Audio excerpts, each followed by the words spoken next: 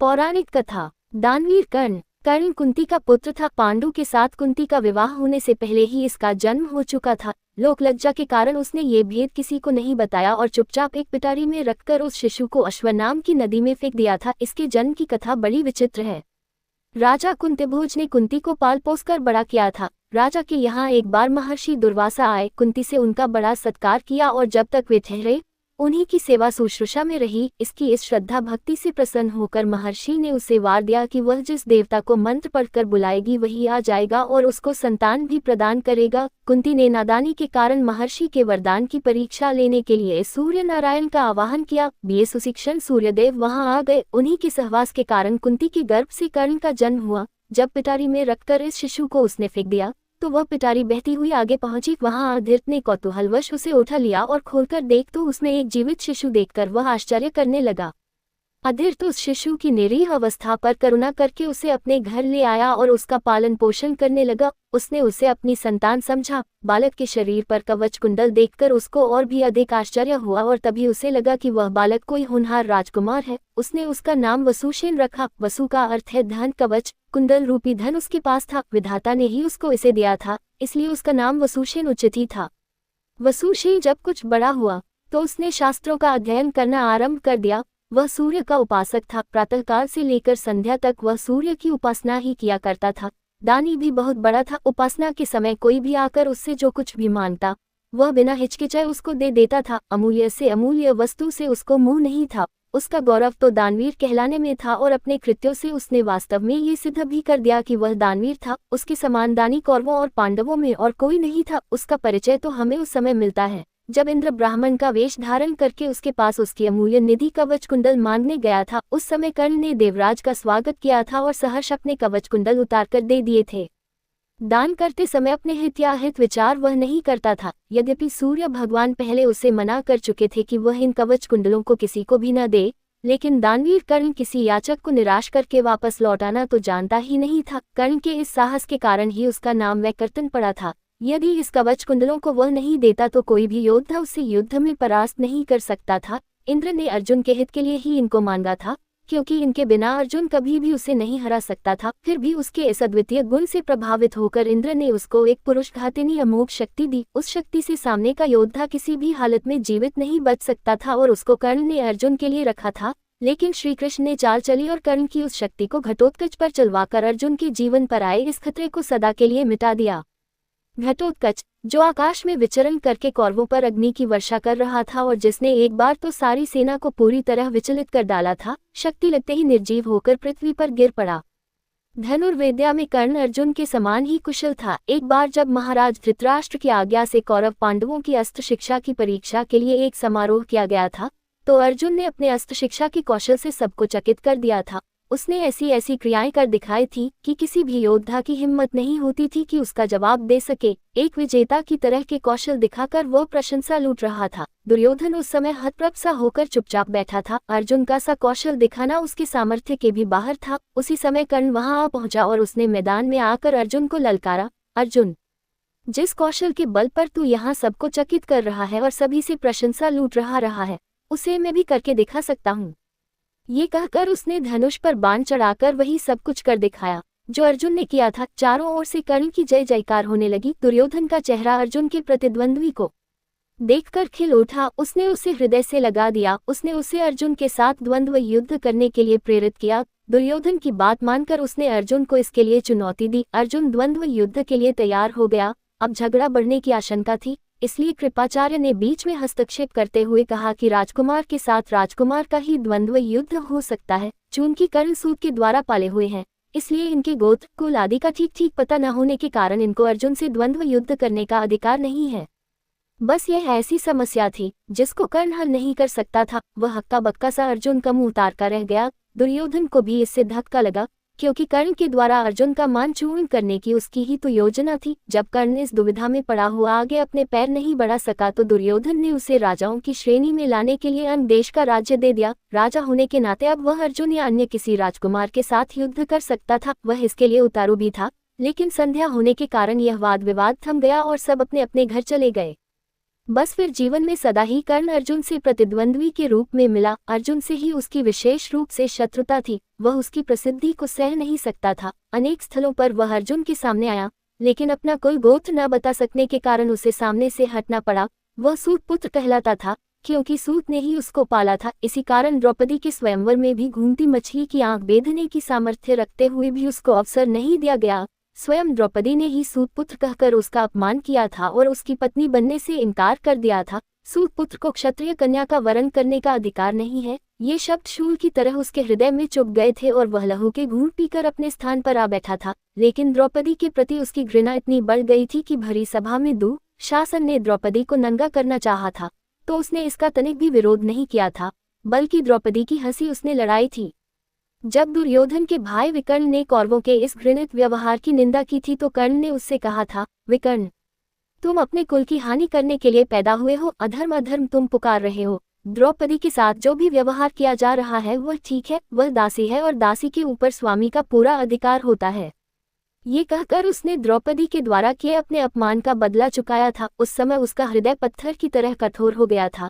जैसे भी बन पड़ा उसने द्रौपदी का अपमान किया, उसे 5 पुरुषों की व्यभिचारिणी स्त्री कहा और हर तरह से उसे धिक्कारा। उस समय प्रतिशोध की आग में जलते हुए उसने उचित अनुचित का विचार बिल्कुल छोड़ दिया। द्रौपदी को नंगी देखने और दिखाने की उसकी इच्छा थी। इससे स्पष्ट होता है कि कर्ण प्रतिशोध की भावना के आगे सत्य, न्याय और धर्म की भावना को पूरी तरह भूल जाता था। यह उसके चरित्र की दुर्बलता ही है।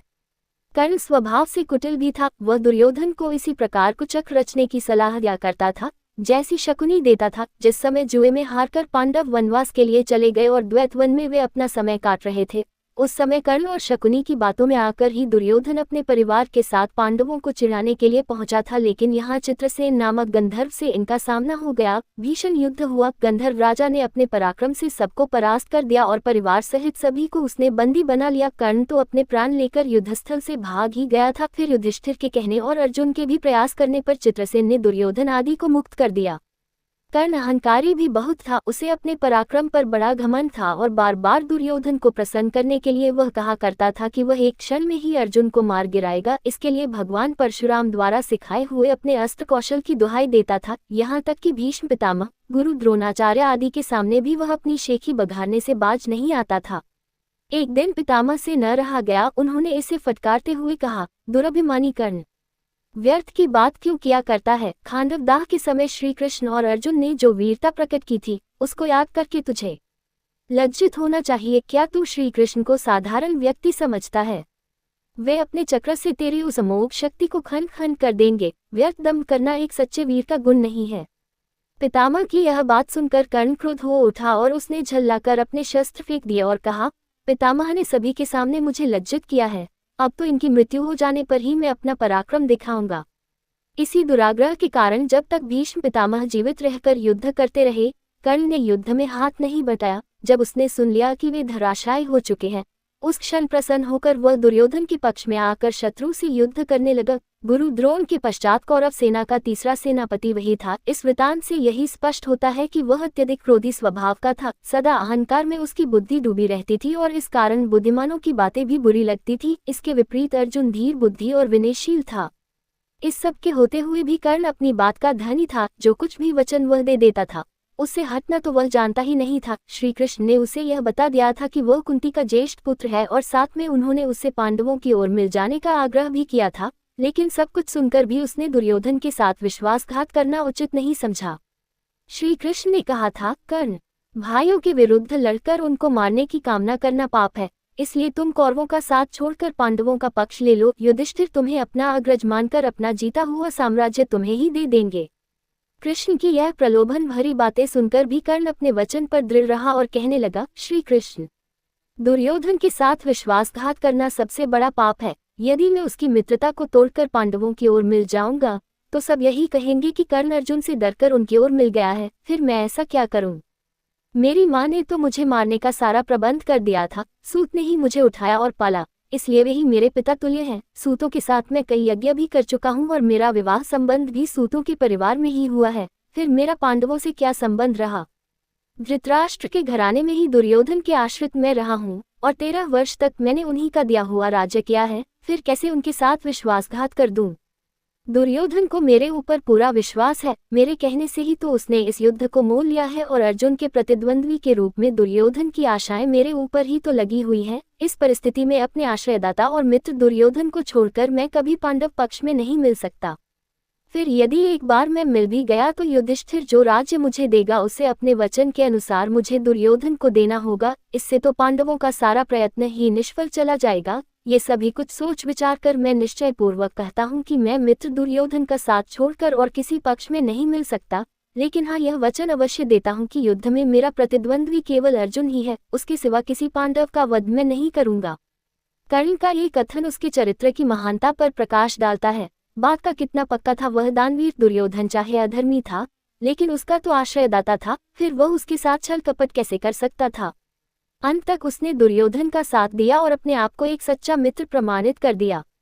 कर्तव्य के प्रति कर्ण पूरी तरह कठोर था। वह युधिष्ठिर तथा अर्जुन की तरह सहृदय नहीं था कि पांडवों के विषय में ये ज्ञात होते ही कि ये उसके भाई हैं युद्ध करना बंद कर दे। एक बार मन में दृढ़ संकल्प करके उसको पूरी तरह निभाना ही उसके जीवन का उद्देश्य था। दुर्योधन की सहायता करना उसका कर्तव्य था। इससे पांडवों के प्रति जागृत हुआ भ्रातृत्व भाव भी उसे विचलित न कर सका और फिर भी अर्जुन के प्रति कठोर और ईर्ष्यापूर्ण दृष्टि उसकी बनी ही रही। यहाँ तक कि स्वयं माता कुंती ने जाकर कर्ण को अपनी ओर मिलाने की इच्छा प्रकट की थी, लेकिन उस समय भी वह वीर अपने पद से विचलित नहीं हुआ। यह उसके चरित्र की श्रेष्ठता ही थी। फिर एक बार कृष्ण को वचन देकर अर्जुन के सिवा अन्य किसी पांडव की ओर उसने शस्त्र नहीं उठाया। अर्जुन से ही युद्ध करते हुए वह वीरगति को प्राप्त हुआ था।